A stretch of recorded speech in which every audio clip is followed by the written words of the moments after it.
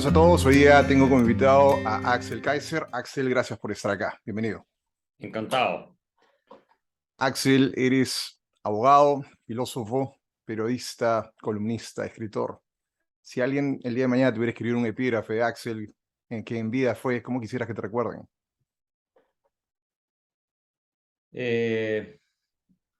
Como una persona honesta intelectualmente, que defendió sus principios incluso cuando eran impopulares ante las mayorías, y las mayorías de referencia, que eso es lo más difícil de todo. Cierto que tu círculo piense Ajá. algo distinto y tú te atrevas a desafiar tu círculo de referencia y aquellos que de alguna manera tienen influencia en tu vida. Y como una persona que luchó fervientemente por la libertad, que para mí es la causa fundamental, ¿no es cierto?, de los seres humanos, ¿no? Y que siempre se encuentra amenazada. Entonces, alguien apasionado por la libertad, que a mi modo de ver es la esencia de la dignidad humana. ¿Qué autor fue quien inspiró este deseo por la libertad en ti? Yo te diría que es algo con lo que nací.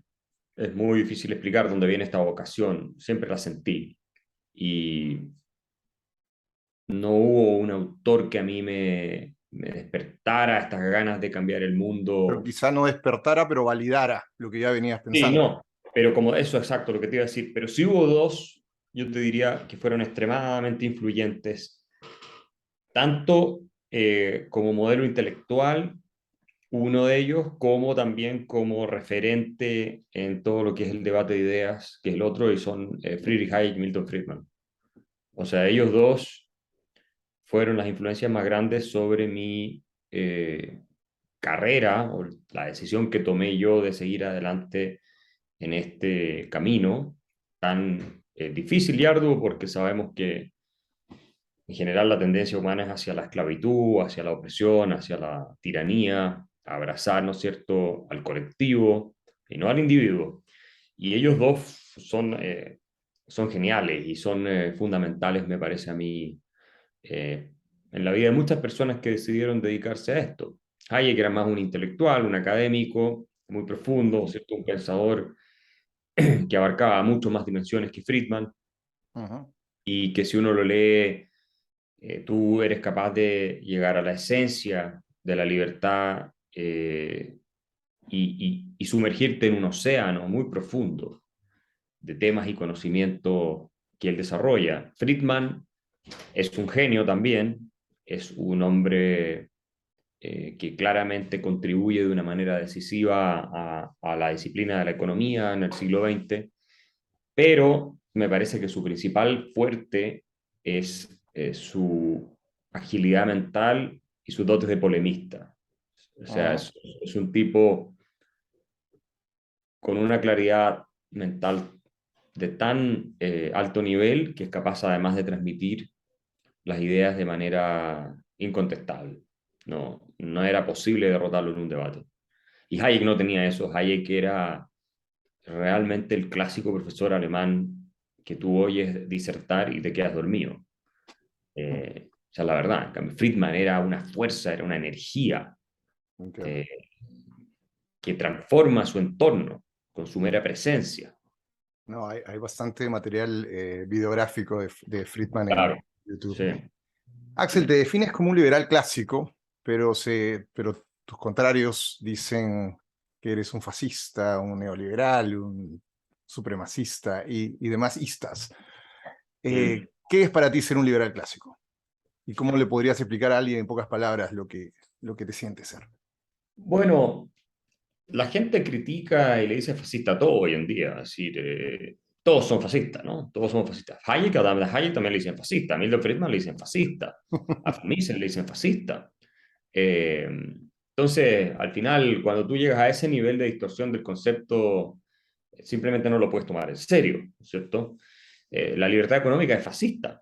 Todos estos ataques vienen en general de energúmenos de la extrema izquierda que tienen esta forma, ¿cierto?, referirse a todo lo que está a la derecha, digamos, de Marx, viene siendo fascista, ¿no? O a la derecha de su referente, a la derecha de Chávez, a la derecha de Cristina Kirchner, a la derecha de Pablo Iglesias, todo es fascismo. Todo es fascismo. Salvo algunos personajillos, ¿no es cierto?, de bajo calado intelectual que están en la centro derecha y que les dan en el gusto de manera regular, a eso les dan ellos, ¿no es cierto?, la licencia para no ser descalificados como fascistas. Pero el liberalismo clásico es una filosofía que lo que plantea, y es una teoría de la sociedad también, es que el progreso humano se deriva de amplios espacios de libertad individual entendida como ausencia de coacción arbitraria por parte de terceros, Ajá. y también con una cultura, esto es importante, no es solo los límites del poder del Estado, sino una cultura que tolera la diversidad de opiniones y que se articula en torno a ciertos principios de diálogo racional, ¿cierto? Y que por lo tanto es abierta a la crítica con las religiones, es abierta a la crítica de las ideologías, es abierta a la exploración científica y todo eso. En consecuencia, yo diría que ser liberal clásico es abrazar en última instancia parte de los fundamentos esenciales de la civilización occidental, entre los que se encuentra el individualismo, es decir, la idea de que finalmente, ¿cierto?, es el individuo el principio rector del orden social y no los colectivos. Y Entiendo. como tal, tienes tus derechos que no pueden ser aplastados y así suma y sigue. Eso yo te diría que es la esencia. Y hay que recordar que el fascismo reacciona en contra de esto. Total. Si, cuando uno lee Mussolini o lee a los teóricos del fascismo, ni hablar a Hitler, ellos declaran abiertamente que su reacción es contra el liberalismo eh, anglosajón, Ajá. en la economía de mercado judía, en el caso de los nazis, ¿cierto? Que la relación del capitalismo con esta cosa racista en contra de los judíos. Y Mussolini también plantea que el liberalismo económico es el problema, es una enfermedad del cuerpo social que hay que sanar a través de la intervención del Estado. Entonces, los que nos denuncian de fascistas, nosotros somos verdaderos fascistas, si esto es lo curioso. Y von Hayek explica en Camino de Servidumbre, al principio, no sé si te acuerdas, que el nazismo y el comunismo son doctrinas primas hermanas, derivan de Total. la misma raíz y que No eran hay, no hay mucha facciones, diferencia cuando lees los sí, eran principios. facciones que se peleaban, pero dentro de una misma familia ideológica. Entonces, los nazis, los fascistas, los comunistas y los que hoy son progresistas, asociados a toda esta doctrina de la corrección política, lo que es el woke movement, son todos más cercanos al fascismo que cualquier liberal. Entiendo. Aquí tengo una pregunta de mi amigo Mirko del canal Amanecer Libertario. Él me dice, Axel Kaiser, tú afirmaste que José Antonio Kast era un liberal clásico. ¿No crees que fue un error considerar a alguien abiertamente conservador como liberal? ¿O según tu punto de vista se puede ser liberal solo en algunos puntos y en otros no? No, Digamos, yo lo que he dicho es que él está más cerca del liberalismo clásico que otros candidatos que hay. ok. Porque, por ejemplo, y sobre todo estaba pensando en el elemento económico, que es algo bien interesante que se da en esta discusión entre los mismos liberales, es que de pronto la libertad económica ya no importa mucho. Importa más si se es partidario de legalizar el aborto, Ajá. si se es partidario de reducir el Estado y la opresión que este ejerce sobre todos nosotros a través del aparato coactivo, y se manifiestan los impuestos, las regulaciones, la dirección de la vida de las personas a través de, ¿cierto?, la burocracia. Eso es mucho más relevante desde el punto de vista del liberalismo clásico que si es legal o no el aborto. Entonces, a lo que yo voy es que dentro de los candidatos que había en Chile, Okay. ¿cierto? Y sobre todo en la centro derecha, el único que proponía achicar el Estado era José Antonio Castro. Entonces, mucho más cercano al liberalismo clásico él que cualquier, que Sebastián Piñera, que Sebastián Sichel, que todos los otros candidatos que habían, que no son liberales clásicos, No. son So, socialdemócratas. ok. Aunque yo concuerdo con ellos más, por ejemplo, en temas valóricos en los que yo soy más relajado. Por ejemplo, uno es el aborto, otro es el tema de la adopción homoparental, el tema de la eutanasia. el tema de legalizar todas las drogas, y yo soy partidario de eso, y que ni siquiera la centroizquierda es partidaria de eso, Ujú. pero yo pienso que es un combate que está totalmente perdido y nos está hundiendo, pero podemos entrar en cada uno de los temas. Sin embargo, al final uno tiene que preguntarse en qué país, bajo qué gobierno tú vas a tener un nivel de libertad mayor, considerando todos los aspectos, porque no puedes tener el presidente o el candidato químicamente puro, no, no, eso no existe, ¿no es Entiendo. cierto? Y también vas a tener el orden social que permita que se despliegue tu libertad, porque sin orden no hay libertad. La gente se olvida de esto. Es Y esto es verdad. una de las enseñanzas centrales del liberalismo clásico. Si tú no tienes orden, ¿cierto? Entendido como una situación en la cual eh, la comunidad política, es decir, los miembros de una determinada sociedad, funciona y gira en torno a un conjunto de reglas que le permiten hacer previsible sus proyectos de vida, Ujú. ¿cierto? Y la protección de sus derechos. Si tú no tienes eso y tienes que estar temiendo por tu derecho a propiedad, tu derecho a la vida, no tienes libertad.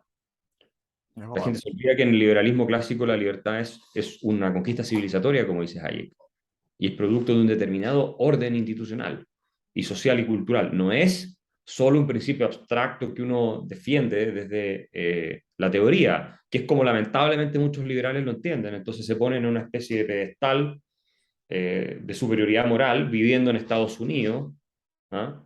Y desde ahí dan clases de todo lo que es liberal y lo que no es liberal y reparten medallas de quién es liberal y quién no es liberal a los demás, sin tener absolutamente ninguna conciencia de que para ellos poder decir eso están en un país en el cual, ¿no es cierto?, se ha tenido que construir la libertad a punta de sangre y de guerras de independencia y de guerras civiles, cruentas. O sea, la libertad es una conquista humana, es intelectual, por supuesto, pero también es una conquista militar, es una conquista que se ha, ¿no es cierto?, llevado a cabo Ujú. gracias a que hemos tenido gente con el coraje de defenderla, dando su vida por ella.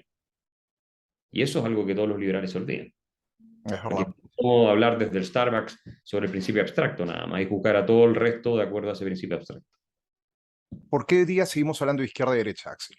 Es decir, es un término ya anacrónico, es un término muy simplista, un reduccionista de alguna forma, que nace la Revolución Francesa con un objetivo distinto, en donde sí habían dos partidos. Hoy día el liberal, el de izquierda lo pone a la derecha y el de derecha extrema lo pone a la izquierda, o nos pone como unos tibios socialdemócratas. Sí, ¿Por qué no hablar ya no de izquierda y derecha, sino decir eres comunista, eres liberal, eres mercantilista, eres conservador? ¿No sería más específico? yo creo que es más fácil ese clivaje izquierda-derecha, porque la discusión pública tiende a simplificar, ¿cierto? Para hacerlo entendible y para poder aglutinar a distintos grupos detrás de ciertas causas. ¿Mm? Pero yo no me siento igual a un mercantilista de derecha No, o yo probablemente no tampoco. tan parecido a un conservador de derecha. Puedo coincidir en ciertos aspectos. Y puedo No, coincidir en algunos aspectos con un progresista de centroizquierda. correcto, yo Ujú. también. Entonces, estoy de acuerdo contigo que es una categorización simplista que no refleja la diversidad que existe dentro de los distintos sectores considerados o de izquierda o de derecha. Ujú. En Estados Unidos se habla también más del liberal y conservative, ¿ya? El liberal vendría siendo más el progresista de centro izquierda, y el conservative el que cree también en el libre mercado, pero al mismo tiempo tiene toda esta cosa más valórica conservadora. Exacto, es que la Eh, izquierda comunista es prácticamente minúscula en este país. claro, tienes algunas facciones más radicales con la AOC y Ujú. con todo el Pero no son squad. representativas. Claro, no, pero yo creo que tienen una representatividad a cierto nivel generacional, ¿no? Que es más la gente joven, que está más de alguna manera embrujada por estas ideas y que son los que van a las universidades. Yo creo que ahí hay un problema grave en Estados Unidos, el adoctrinamiento de extrema izquierda que se recibe en las universidades, con toda esta cosa woke, progresista, anticientífica, pero que Ujú. no es de centro izquierda, ¿me entiendes? E incluso se han ido en contra de marxistas, que esto es lo interesante con el woke movement a nivel global. O sea, se han ido en contra de personas como Slavoj Žižek, que es un filósofo marxista, Ujú.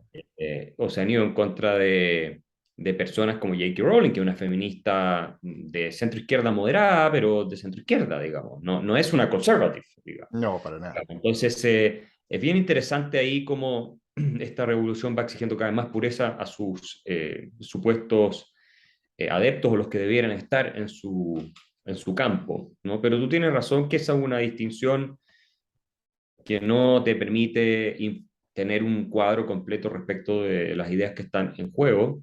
Y Sin probablemente, embargo, existe. digo, y probablemente esta distinción haga de que el que no conoce, que es la mayoría de temas políticos y filosóficos, estime que toda persona que tenga alguna idea liberal sea fascista.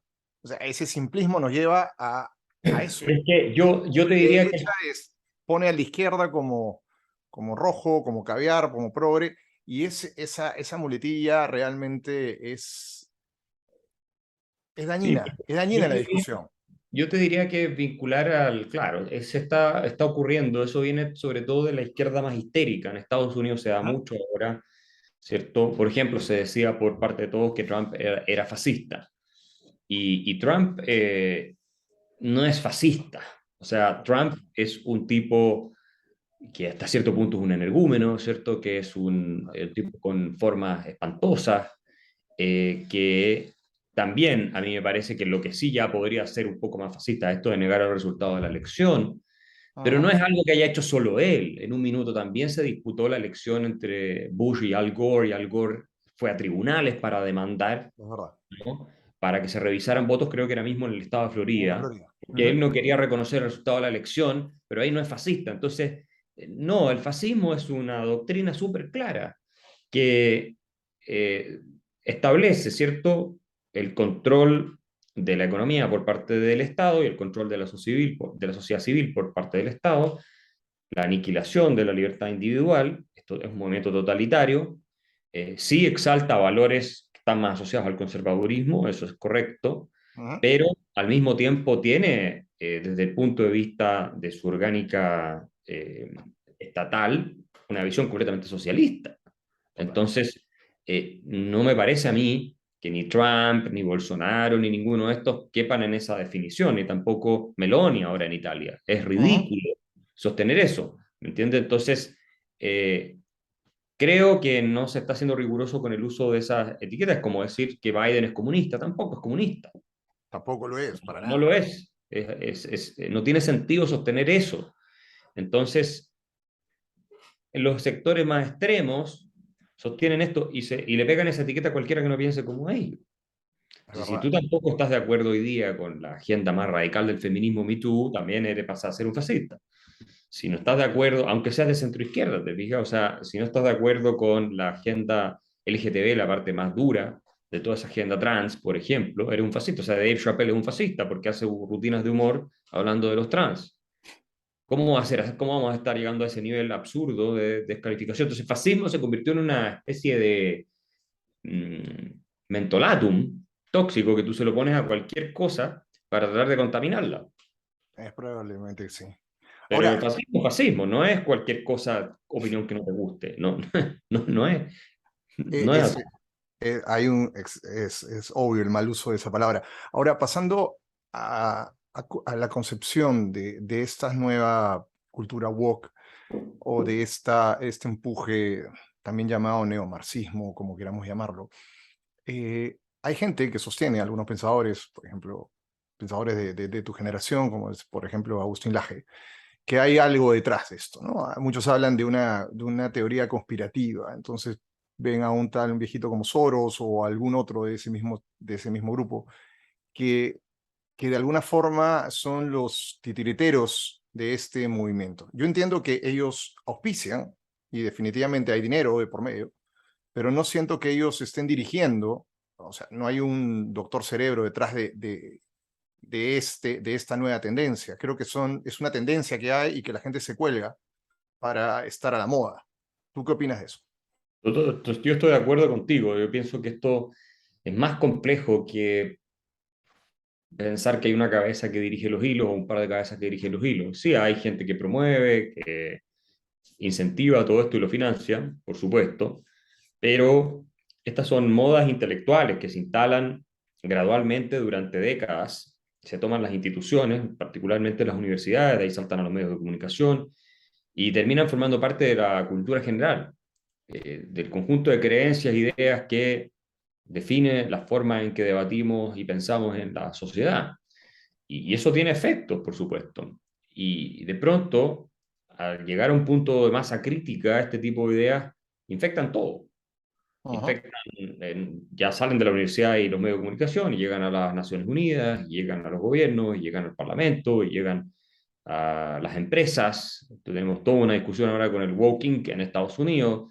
Y claro, de pronto los ejecutivos se dan cuenta que esto es moda y que lo que les conviene es decir que van a tener X porcentaje de mujeres en los directorios y que en realidad hay que apoyar a Black Lives Matter, que es una de las tantos fraudes, ¿no es cierto?, que se ha demostrado, que ha emergido de este woke movement.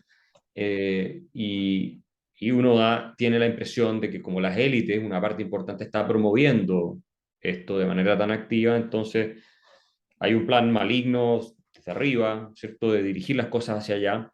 Y en realidad muchas veces no es una cosa tan planificada, es algo espontáneo de empresas que creen que acá o se suman a esta ola o pierden prestigio, popularidad y dinero, o sus mismos ejecutivos tienen que empezar a repetir las estupideces del movimiento woke progresista, que es un movimiento totalitario, ¿eh? Con connotaciones religiosas, como lo ha explicado McWhorter.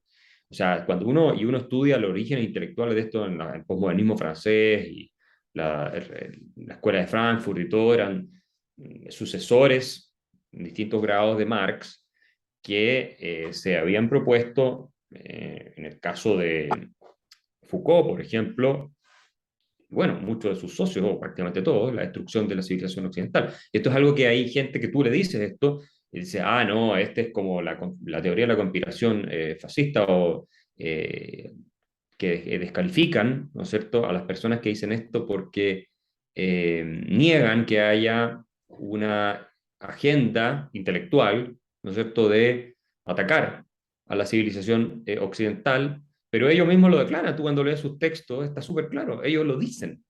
Ellos dicen que Occidente es una civilización execrable, que es el resultado de la opresión, del colonialismo, del racismo, y que hay que desmantelar Occidente. Eso lo dicen.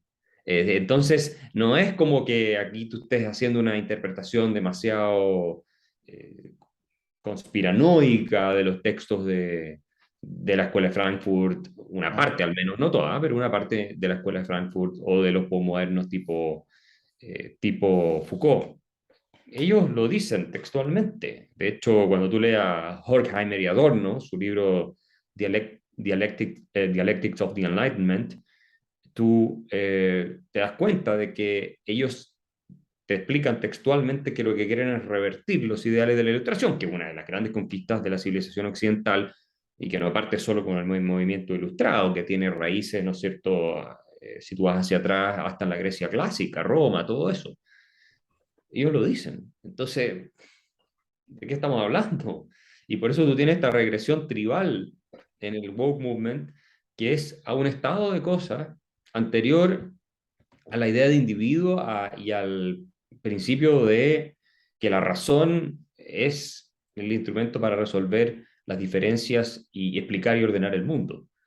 Eh, Eso es lo que estamos teniendo como fenómeno, ¿me entiendes? Entonces, Ahora, ahí creo que en el liberalismo hay muy poca conciencia de lo que se está discutiendo y de la amenaza que esto representa. Y hoy, porque si estuvieran vivos personas como Hayek lo estarían denunciando. Hayek denunciaba el nazismo, y el woke movement tiene mucho de fascismo y de nazismo, toda esta cosa racial, identitaria, ¿cierto? Que ahora es para el otro lado, pero es lo ajá. mismo, igual.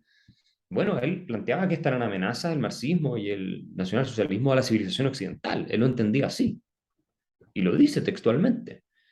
Pero hoy día nos olvidamos de Hayek. Y hacemos Totalmente. como que todo esto es una cosa de modas nomás, y de preferencias de personas. Y ahí hay un sector del movimiento liberal que está perdido.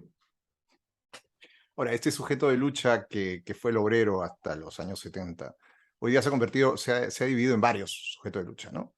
Hablamos, por un lado, comenzó siendo la mujer, por otro lado, vienen haciendo las minorías sexuales, las minorías raciales, y se ha diversificado en diferentes sujetos de lucha. El Sí, tema es que si no compras el pack completo, eres fascista, regresamos al primer punto, ¿no? claro, pero acuérdate que es al revés, porque los que plantean la política, ¿no es cierto?, como un conflicto entre tribus y que son incompatibles desde el punto de vista existencial, son los fascistas y los nazis. Carl Schmitt, el Ajá, gran fascista teórico de los nazis en Alemania, fue uno de los que formuló, o el que formuló, esta distinción básica, estructurante, del concepto de lo político como la confrontación entre el amigo y el enemigo, en tribus. Y el fascismo, el nazismo, si quieres irte tú al caso alemán, que yo lo he estudiado mucho, ajá, y que todo el mundo lo sabe, esto no es un misterio, articula su discurso totalitario en torno a la oposición de razas, de que hay una raza oprimida, que es la raza aria, y una raza, y que es la superior en teoría, y que tiene el derecho a la liberación, de la raza opresora que vendría siendo la judía, y después hay razas inferiores, ¿ya? Entre las que estarían, de acuerdo a los nazis, esta que he mencionado. Pero es el mismo victimismo que tú ves hoy, basado en puras mentiras y falacias, igual que los nazis. Puras mentiras. Los nazis mentían de manera sistemática. Y hoy el planteamiento es que tienes en las sociedades actuales, que son las más avanzadas en derechos y que hemos tenido nunca, los blancos oprimiendo a la gente negra, de raza negra. En ajá. Estados Unidos, por ejemplo, que es una estupidez absurda desde el punto de vista estricto cuando uno lo analiza. Y que es de nuevo esta cosa identitaria racial, de aquí hay un grupo malo por su raza, por el color de su piel, que de manera invisible está oprimiendo a otro y lo está explotando, eh, ¿cierto? Porque lo desprecia, lo mira menos, en fin, lo considera inferior. Y eso es ridículo cuando tú tienes ejemplos como LeBron James, un tipo de más de $1.000 millones. ¿Dónde está Ajá. la presión de lo de Oprah Winfrey? O sea, es más ridículo plantearlo hoy incluso que lo que era en el pasado, por el avance, el progreso, la Total. riqueza que han logrado acumular estos grupos. Entonces, estás entrando en ese clivaje nazi, totalitario, de confrontación racial. Ya el individuo desaparece como unidad de la reflexión. O sea, no eres tú una persona, Sergio Rebollar, hombre, digamos, con tu propia conciencia individual responsable de tus actos. No, vas a ser un hombre blanco, voy a decir heterosexual, no lo sé, pero asumo, Sí, sí. ok, hombre blanco heterosexual, de cierto estatus social, y no tengo que hablar contigo, tú eres un opresor. Listo. Total, ya tengo el pack completo. Tienes todo el Blanco, pack, y yo también. también. Entonces, no tienen que hablar conmigo, no tienen que conocerme, te ahorras toda esa... Porque te está... Y esa es una clave de la deshumanización que producen estas ideologías identitarias. Al reducirte a tus características contingentes como tu raza, color de piel, sexo, etcétera, te han deshumanizado, han negado tu individualidad en tanto persona, ¿cierto? Capaz de Ajá. su propio juicio, responsable de sus actos, y te plantean como esta serie de características contingentes, adscritas, de las cuales se sigue una determinada conclusión moral, que es que eres un opresor. Ni Es siquiera hay que verdad. hablar contigo, y ni siquiera hay que demostrarlo con No, datos, porque tampoco los datos les dan para poder demostrar esto, es absurdo. Si cuando tú ves la diferencia en todo y explicas por qué se producen, en fin, Thomas Sowell ha hecho mucho trabajo sobre esa materia. siendo Vea, negro. siendo negro, claro. Es ridículo. Entonces, hay Ahora, muchos negros que se oponen a esto, por supuesto. ahora una pregunta, ¿por qué hay esa reticencia a aceptar los datos y crearnos el relato? Es decir, la gente le das la información, pero hay alguien que te dice un relato y que prefieres creer relato, aunque el relato muchas veces es un cuento. Mira, porque los seres humanos tenemos como característica central el ser un eh, el homus rhetoricus, por decirlo de alguna manera, ¿no es cierto? Una storytelling species. Nos gustan las historias. Ajá. Y nos gustan las historias que conectan con emociones profundas, sentido de injusticia, de justicia y ese tipo de cuestiones. Por eso nos vemos las películas, las novelas, la literatura. Todas esas cosas son parte de nuestra especie como seres humanos. ¿Ah? Y siempre vas a tener una historia poderosa seduciendo a grandes grupos de personas en las que hay malos y hay buenos. Y vas a tener otro tipo de historias ofreciendo la salvación, como son las religiones, ¿no? Que también tienen una concepción clara del bien y el mal. Y son historias nada más, son eso. Claro. Y entonces hay algo en la naturaleza humana que busca este tema, y en el caso de lo que vivimos hoy, se suma que es un muy buen negocio hacerte la víctima. Porque cuando tú te haces la víctima, obtienes todo tipo de privilegios, todo tipo de beneficios, tratos especiales, y te da poder sobre los demás. Porque vivimos una cultura del victimismo.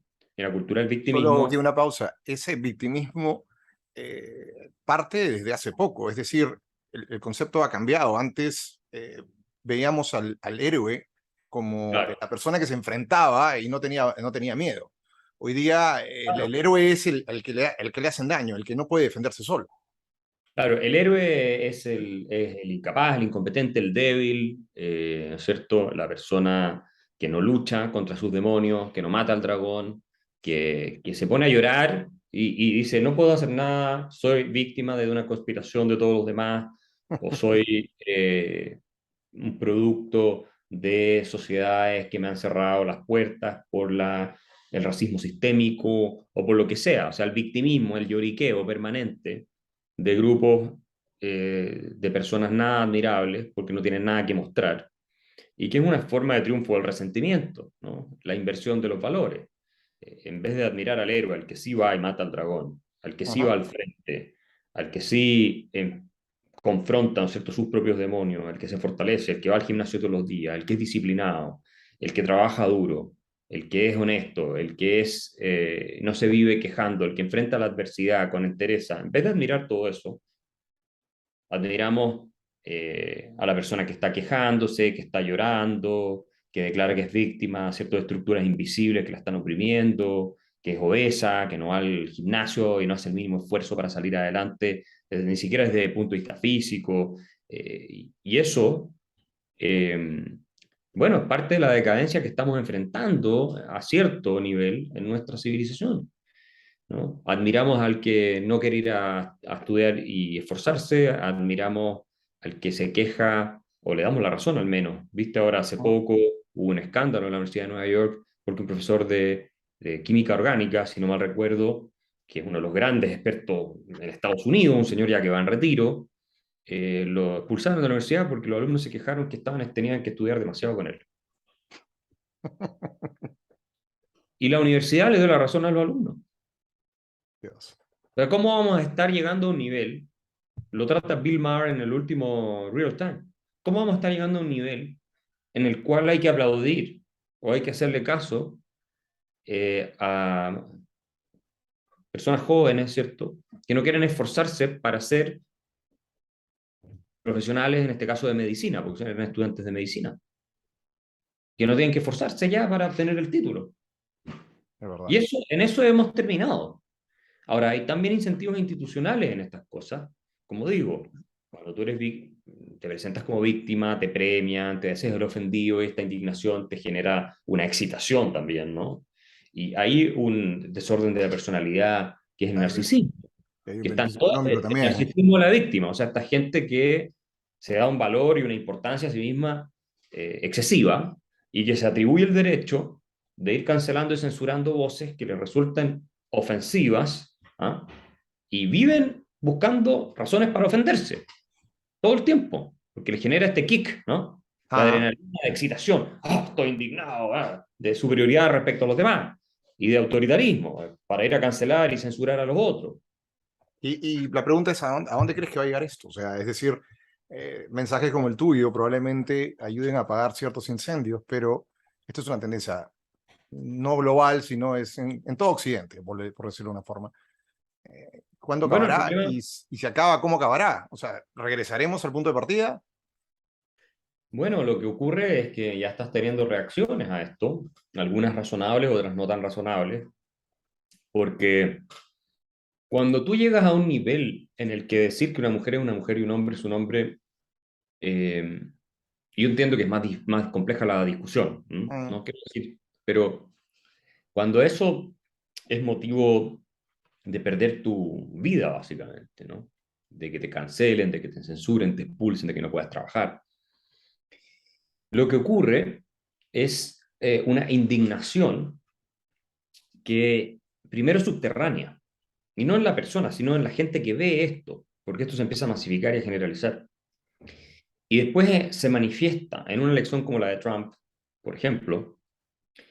Ahora en Italia, claramente Meloni es Meloni. elegida por sus posiciones anti toda esta agenda totalitaria de corrección política. Y el problema que tú tienes es que si no corriges a tiempo puede venir efectivamente una reacción fascista. O sea, los que denuncian tanto el fascismo, que como digo, son más cercanos al fascismo por su forma de cancelar a la gente, su autoritarismo, su tribalismo, la negación del individuo, todo esto, terminan generando una reacción de una naturaleza similar, pero con apoyo popular masivo, porque el problema que tenemos hoy es que este es un asunto de élites. A la gente no le hace sentido que Lía Thomas, que es un hombre, Ujú. que a última hora se cambia y dice ahora soy mujer, compita con mujeres y les pueda ganar en todas las competencias de natación. No les hace sentido. Eso es algo que va contra eh, la lógica más elemental de la ciudadanía, ¿no?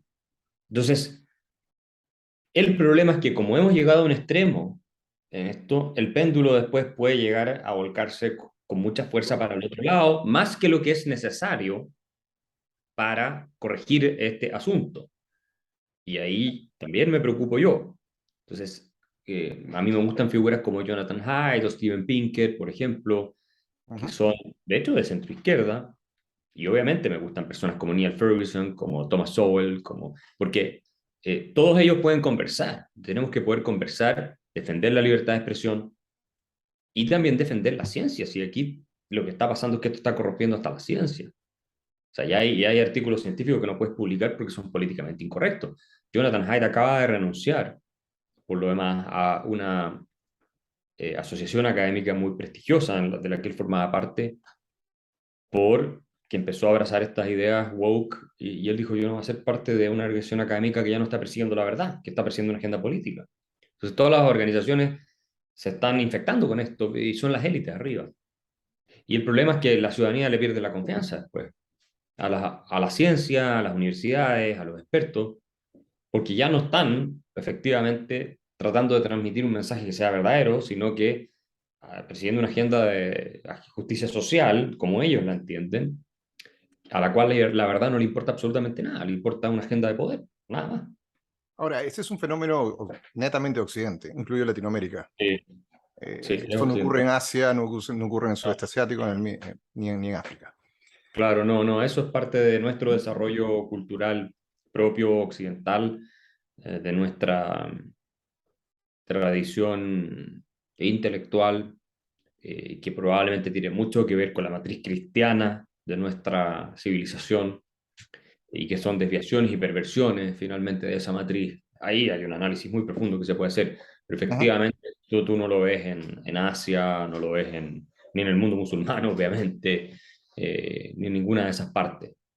Esto es algo propiamente occidental. Y es peligroso porque si tú no lo frenas y no lo corriges, o viene esa reacción que te digo yo muy dura, o tú puedes terminar por perder tu civilización, es decir, las instituciones liberales, que son las que hacen la diferencia entre la civilización occidental y el resto del mundo, a pesar de que hay varias que ya regiones han, como dice Ferguson, le han hecho download a varios de nuestras instituciones, Ujú. pero no es nuestra cultura más flexible, más liberal. Y esa es la que estamos perdiendo y es muy peligroso. Vayamos a lo que está ocurriendo ahora. Creo que lo más importante que está ocurriendo en el mundo es la guerra que comenzó Rusia contra Ucrania. El día de mañana, obviamente hay dos soluciones. Uno, que esto escale y ya no podamos conversar el día de mañana. Y la otra opción es que esto en algún momento pare y se llegue a una negociación, ya sea con parte de Ucrania invadida por Rusia o recuperada. El punto es que se llegue a una negociación. La pregunta es, ¿qué le viene a Rusia después de esto? Es muy ¿Cómo? difícil decirlo porque va a depender también de qué pasa con Putin. Yo no sé si Putin es capaz de sobrevivir una derrota, yo pienso que no. Es Ujú. decir, su gobierno cae o lo asesinan o... Rusia es Rusia. Pierde el apoyo de su círculo de hierro. Ahora, tengo entendido que Putin es medianamente hasta moderado dentro de ese grupo de radicales que hay por ahí, ¿no? Bueno, puede haber gente peor. Ese también es un dato de la causa.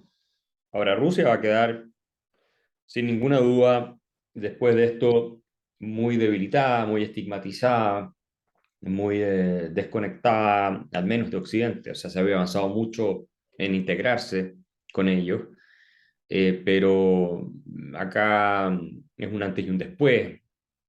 Vuelve con toda fuerza esta política multipolar, que era más propia del siglo XIX, que la política global del hegemón que fue la del siglo XX, donde Estados Unidos dominó con sus aliados occidentales sin contrapeso. Ujú. Bueno, tuvimos la Guerra Fría, pero más bien me refiero desde que cae la Unión Soviética en adelante. Habían estos dos hegemones, ¿cierto? La Unión Soviética y los Estados Unidos. Pero yo creo que lo más interesante es ver cómo terminamos esto antes de que escale, porque una de las cuestiones impactantes cuando se ve en redes sociales y en la prensa es esto de que parece que a nadie le importara un apocalipsis nuclear. O sea, yo veo a la primera ministra de Finlandia decir que la única forma de arreglar esto es que Rusia se vayan todos los rusos de Ucrania. ¿De qué está hablando esa mujer? Es que ahí viene la pregunta, ¿hasta qué punto vamos a utilizar el sentido común y hasta qué punto vamos a ser tan Bueno, draconianos en mantener una idea de él es el malo y hay que combatirlo? O sea, no, o sea, hay que llegar a una conclusión. Putin puede ser el malo, no, no Ujú. tengo ningún problema, y es un criminal, de acuerdo. Y la invasión es ilegítima, todo eso es verdad, pero es una realidad. Entonces, acá volvemos a este asunto de juzgar todo esto desde la moralina, Ujú. ¿ah? Desde una cuestión abstracta de qué es lo correcto, qué es lo no es lo no correcto, simplemente basado en cómo me quiero sentir yo frente a los demás, para mostrar que soy moralmente puro, sin asumir ningún costo en la consecuencia de mis decisiones o sin ser consciente de la consecuencia de mis decisiones, o ver la realidad tal cual es, que tienes una potencia mundial con armas nucleares que podrían extinguir a toda la humanidad si se lo propusieran, y que entró a un país por las razones que sean, entró a ese país, está en una guerra en este minuto, y si no se encuentra una salida inteligente en que algo se le cede a esa potencia nuclear, puedes terminar en un holocausto nuclear para toda la humanidad. Y perdóname, yo estoy del lado de Ucrania en esto, Ujú. pero yo no estoy dispuesto a un holocausto nuclear que extinga a toda la humanidad, ¿cierto? Un tema de moral. Porque Ucrania, Zelensky y todos ellos no quieren, tal vez, vamos a ver cómo termina, ceder una parte del territorio que puede ser Crimea, que por lo demás ya está ocupada por rusos, por ejemplo. Estoy inventando. O sea, ¿de qué estamos hablando? Y parece que la gente no se está tomando en serio el riesgo. Elon Musk lo destruyeron por haber dicho eso. Por haber dicho precisamente hace poco que como el riesgo de guerra nuclear estaba subiendo tanto, había que buscar una solución entre Rusia y Ucrania y Occidente, básicamente, para que esto no siga escalando. Y eso implica que haya que ceder algo con Rusia. Algo, no todo, nadie está diciendo todo. De hecho, están perdiendo la guerra y van a salir perdiendo igual. Pero tú tienes que ofrecerle una salida. De lo contrario, la escalación es algo de lo que tú puedes perder el control. Si estas cosas toman dinámica y vida propia. Y es muy peligroso eso. Y la gente haciendo como que no existiera Rusia, como no Ahora, existieran las armas nucleares de ellos. por el otro lado, mucha gente toma en cuenta el caso del nazismo en la Segunda Guerra Mundial. Pero no tenían armas nucleares. Exacto, pero se le dejó tomar los Sudetes, se le deja anexarse Austria, y recién cuando se reparten Polonia con Rusia es cuando las potencias reaccionan. O sea, yo siento que se ha Eh, reaccionado bien en ese momento.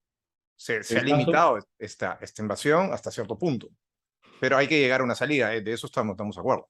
el caso es totalmente distinto, porque si los alemanes hubieran tenido bombas atómicas el año 40-41, bueno, primero ganaban la guerra, pero si además lo hubieran tenido los ingleses, los franceses y los americanos, eh, con un psicópata como Hitler tú no sabes. ¿Mm? Ajá, Capaz que era el fin del mundo, porque era un psicópata. total. Entonces, pero si no hubiera sido un psicópata, habrías tenido que encontrar una solución a la crisis que no era la de arrasar con Alemania y bombardearla completamente. Porque si no, ellos te hacían lo mismo a ti. Entonces, esto es realpolitik. Uno tiene un mundo ideal, utópico, en el que le gustaría vivir, y después está el mundo real, en el que puedes vivir y tienes que ver cómo navegas en eso. Entiendo. Entonces, a ver, para mí la comparación con Hitler y todo es excesiva, no es rigurosa. Primero, hoy día, coinsisto, tiene la capacidad de destruir el planeta completo con armas nucleares, cosa que en esa época no existía. Y segundo, Putin, por muy criminal que sea, tampoco es Hitler. O sea, no se puede comparar, ¿ya? En esa materia. Ahora sí, yo creo que la lección de que no es tan fácil llegar y entrar a un país, tomárselo en Europa del Este, y aparte los otros están ya en la OTAN, o sea, tú tienes los países bálticos en la OTAN, tienes ahora entrando a Ah, Suecia y Finlandia, ajá.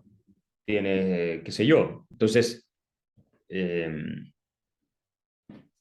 y aquí hubo errores también de Occidente. Hubo errores de Occidente que todo el tiempo estuvieron señalizando que iban a meter a Ucrania, ¿cierto?, en la OTAN, pero no la metían. Exacto. Y Putin les había pedido, y había un acuerdo desde la década de los 80 con Gorbachev, incluso de que no se iba a expandir la OTAN, y hubo dos olas de Era ampliación. un acuerdo entre Estados Unidos y la Unión Soviética, no era con Rusia. Eso. Y fue Sí, verbal también, ¿no? exacto. Exacto, pero bueno, los estados tienen cierta continuidad y no se respetó eso tampoco. Después Putin, el año 99, 2000, por ahí, propone entrar a la OTAN, a Rusia, y lo mandan, lo humillan y lo mandan a la punta del cerro. Eh, Después tuvo lo de la caída de Yanukovych el año 2014 con el Maidán, que fue financiado por Occidente, porque Ajá. Yanukovych se desdijo de querer entrar a la Unión Europea, otra institución más que hablaba de que tal vez sí, tal vez no, y no quieren meter a Ucrania porque es uno de los países más atrasados y corruptos de Europa. Entonces ahora no sé si lo van a meter, pero entonces Occidente tampoco podemos decir que fue impecable cuando No, uno lee no, la es experiencia de una todos suma los de lados. errores. Cometió errores y sí, eso no es culpa a Putin, pero al final en estas cosas tú tienes que ser realista, crudamente realista si no quieres evitar lo peor. Y yo pienso que Eh, bueno, tal vez yo no tengo la información que tienen algunas esferas de lo más alto, pero el mismo Kissinger, que nadie sabe más que Kissinger de todo, de política geopolítica, ¿no?, global, declaró que había que ver esa posibilidad de una salida negociada con Rusia. Y yo prefiero eso que quieres que te diga a un apocalipsis nuclear. Total. Tal vez estoy loco, ¿no? No, no, no. Tal vez el De apocalipsis acuerdo, nuclear es consciente. preferible. No, porque hay gente que parece creer eso. Ahora, hablando de, justo mencionaste la Unión Europea, hablemos ahora un poco de Latinoamérica. Y para terminar, la OEA. ¿Tiene razón de existir la OEA?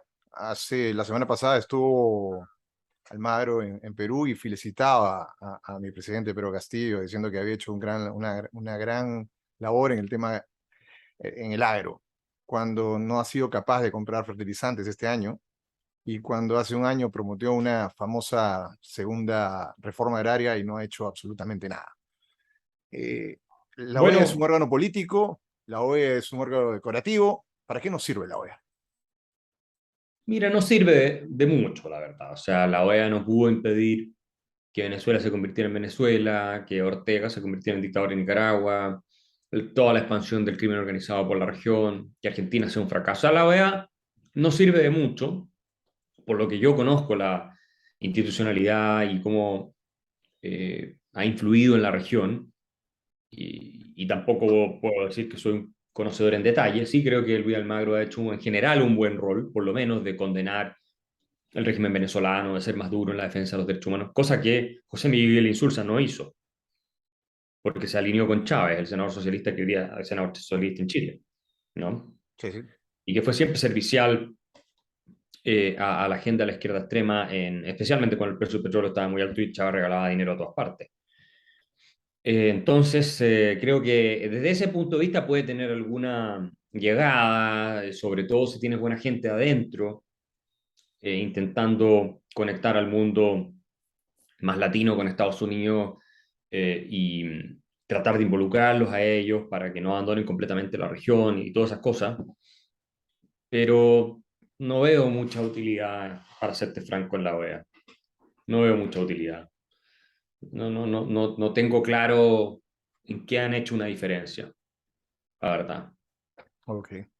Ahora, yendo a un punto completamente distinto, vamos a pasar a otro que lo mencionaste al comienzo. Eres una de las personas que crees en el aborto. Y dentro de los liberales hay quienes no creemos y quienes sí lo creen. Ahora, no eres presidente, no tienes un cargo político y por lo tanto no lo vas a poder imponer. Es tu idea y hay que respetarla. No, acá ya es legal en ¿Cómo, Chile. cómo sustentas tu idea? ¿Cómo No, a la ver, defiendes intelectualmente la idea del aborto? primero yo soy contrario al aborto. Yo soy Ah, contrario al acto de abortar. ok. Creo que, creo que abortar es siempre una tragedia. Ujú. Creo que se puede argumentar razonablemente que es inmoral, incluso, porque hay un principio en no solo preservar la vida que existe, sino en permitir, hay un principio moral en esto, un valor, que la potencial vida también se desarrolle y fructifique, porque finalmente ese es el milagro de la existencia humana, que cuando tú analizas el universo, es casi imposible que se hubieran dado las condiciones para que nosotros estemos sobre este planeta. Ujú. Entonces, viéndolo desde una perspectiva más cósmica, si tú quieres. Ahora, hay circunstancias trágicas en las cuales es muy difícil juzgar a una persona que aborta, ¿cierto? Si te violan y todas esas cosas, es muy difícil eh, ser tan duro, y por eso yo ahí me distancio de amigos conservadores católicos míos, para los cuales esto es una cosa muy sencilla. Para mí no es tan sencillo. Y sin embargo, sí pienso que dentro de yo soy más restrictivo, ¿no? Dentro de las 8 primeras semanas de embarazo, y es un límite, si tú quieres, arbitrario hasta cierto punto, y Ujú. todos los límites son arbitrarios, no hay un titular de derechos como tal. No hay las condiciones para decir que hay una vida humana totalmente O formada, sea, que dentro de tu perspectiva, el ser humano es sujeto de derecho probablemente a partir de la aparición del cerebro, que estaría dentro de ese rango. Porque podría aquí, ser aquí el el punto yo cerebro, lo veo en qué momento el ser, la vida, se convierte en sujeto de derecho, ¿no? Hay gente que la pone en la creación, hay gente que la pone en el primer latido del corazón, la creación podría del ser el primer, cerebro, en el momento ajá, que podría ser el expira, primer latido del corazón, podría ser cuando pero ahí ya. estaríamos hablando en 3 semanas. Por ahí va, creo. Bueno, en ese caso serían 3 semanas. No sé si es tan pronto es, no creo. Yo El primer latido del recuerdo, corazón. Yo creo bueno, que no es es no pronto, es es tan lo pronto. primero que uno, a veces no es la forma, pero ves prácticamente escuchas el latido. Bueno, yo, como te digo, es un límite arbitrario. Cualquier límite que tú pongas va a ser Ajá. arbitrario. Pero la pregunta que tú tienes que, y por eso te digo, estas son de esas discusiones en las que tú no tienes una respuesta clara. No, no, no, no la hay. No la hay, porque tampoco me parece a mí que es lógico decir que una mujer que aborta a las 4 semanas, y tú ves una cosa de 4 semanas, es tan grande como la cabeza de un alfiler. Es verdad. Entonces, ¿qué pasa? Tú dices, abortó, asesinó a un ser humano, hay que darle 30 años de cárcel. Es absurdo eso. No tiene ningún sentido. Entonces, claro, yo puedo entender la perspectiva filosófica, lógica, teológica, incluso de que hay un ser humano desde la concepción, cuestión que por lo demás no es la posición de la Iglesia Católica de toda la vida. Ojo, la gente se olvida de esto. Santo Tomás, por ejemplo, consideraba que no había vida humana hasta que había una forma humana en el feto. Y antes de eso no había vida humana. Es decir, un ser humano completo, Ajá. ya con alma, ¿no? En ese minuto se producía la infusión del alma en el cuerpo, eso pensaba él. Ah, ok. Eh, entonces, tampoco es tan claro en la historia de la iglesia esta discusión, es bien interesante. Y lo que no quiere decir que haya sido partidario del aborto él, ¿no? Porque obviamente hay una potencialidad que debe ser protegida. Pero sí creo que como no es razonable sancionar, meter a la cárcel a una persona que hace eso a las 4 semanas, suponte tú hasta las 8, incluso cuando tú vas viendo la evolución del cigoto o del embrión, entonces tienes que llegar a una solución de compromiso, de Ujú. consenso. Y a mí me parece que esa solución es despenalizarlo, no fomentarlo, no celebrarlo, no financiarlo, despenalizarlo en las primeras, no sé, 8 semanas, como es en Texas, creo ahora. Ahora, ya que tanto tú, yo o la mayoría de las personas no tenemos una respuesta, creo que No, es que nadie la tiene. nadie la tiene. No hay ni una Por persona lo en el tanto, mundo que tenga llegar respuesta. a penalizar o, o permitir abiertamente, no podríamos hacerlo. O sea, hay una duda razonable en los dos lados. No, por eso digo, el Entonces, límite tiene, el límite tiene que haber. Me pregunta dónde lo pone. y El límite esta, tiene que estar. No el vas a problema aceptar es la voz a que los 8 meses. el problema que Eso es pasa fácil. se convierte ya en un problema judicial. Y este tipo de discusión que, por ejemplo, hoy día tenemos tú y yo de una forma muy por arriba, no se da. O sea, la gente llega con preceptos cristianos probablemente por un lado y llega con preceptos progresistas por otro lado y no hay un punto de acuerdo. O No, sea, no hay. no entendemos que ambos lados podrían tener la razón y teníamos que llegar a un punto de Sí. acuerdo. Porque es un problema que le atañe a cada estado. Bueno, en el caso de Estados Unidos, ahora que se revirtió Roe versus Wade, cada estado va a regular. Y me parece bien, porque eso era lo que la Constitución, Ujú. lo que una interpretación correcta de la Constitución de Estados Unidos permite inferir, y no este activismo que se hizo con Roe versus Wade. Eh, pero el tema es que tú tienes razón, es una cosa de posiciones muy fanáticas, muy extremistas, muy histéricas incluso. ¿Mm?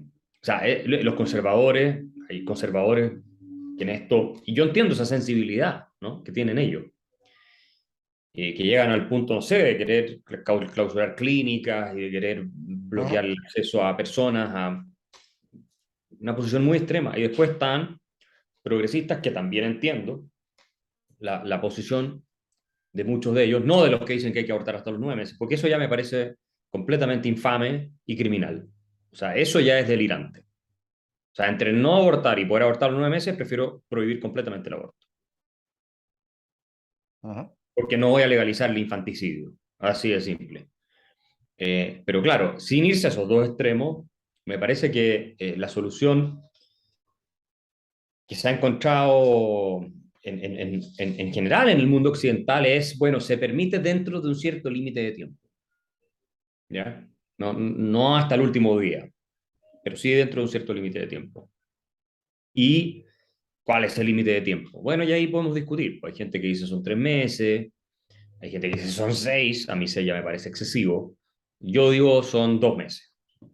Pero esa es mi posición y me la van a poder criticar y va a haber muy buenos argumentos para decir que está equivocada.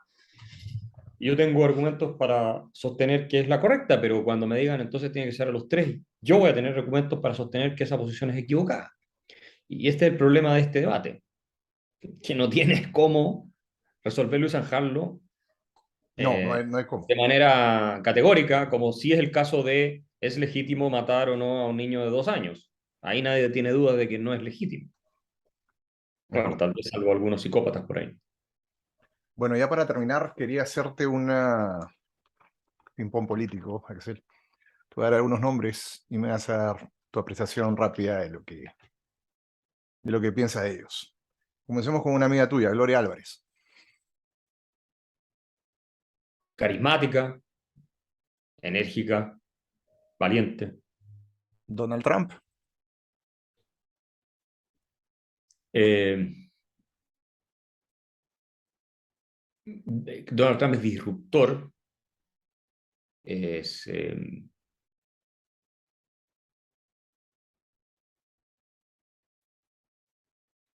insolente, es gracioso Okay. y potencialmente peligroso. Mi presidente, Pedro Castillo. Guaso, nosotros decimos guaso. Es un hombre muy sencillo, muy básico, que me da la impresión de que tiene buenas intenciones, Solo la ah, impresión.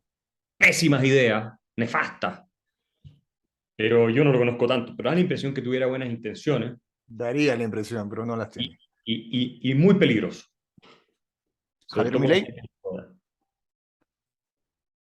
Milei es un fenómeno, es, un, es una fuerza de la naturaleza, es es un revolucionario en la tradición más liberal de los padres fundadores de Estados Unidos, más que un revolucionario, es un restaurador Ujú. de la libertad, que al final tú sabes, eso es lo que significaba originalmente el concepto de revolución, que viene de la astronomía, ¿no? Que los astros que giran, revuelven en torno a una cierta órbita y vuelven al punto original. Yo creo que él está intentando restaurar esa libertad originaria en Argentina, de Alberti y toda esa gente, y le deseo el mayor de los éxitos. Gustavo Petro. Siniestro, inteligente, con vocación autoritaria, Ajá. Tu némesis, Fernando Atria. es un profeta de una religión fracasada, eh, un católico furibundo, jesuita, eh, como digo, con vocación revolucionaria, ahora sí en el sentido típico de las izquierdas latinoamericanas, tramposo, eh, Wow. sí, manipulador Entiendo. y, Y un y, Ujú. y también yo diría dado a la maldad intelectual. Es Uno una más, persona, uno es más. una persona no Gabriel es Boric. charlatán, incompetente, es un bohemio, por el lado bueno, Ujú. eh, muy deshonesto y inestable Entiendo. psíquicamente. Y para terminar, un conocido de ambos, Juan Ramón Rayo. Muy inteligente, muy asertivo, eh, muy formado, muy buen polemista. Eh, lo único malo es que no viaja, no les gusta viajar mucho. Pero no, creo que es una gran contribución a la causa liberal. Tengo algunas diferencias con Juan Ramón, pero creo que sí es, como lo son Javier Milei y otras figuras que giran en todo este ambiente. Así es. Bueno, Axel, te agradezco por tu tiempo y bueno, espero que en algún momento podamos tener otra oportunidad de conversar. Encantado, Sergio, y mucha suerte con tu programa. Muchas gracias.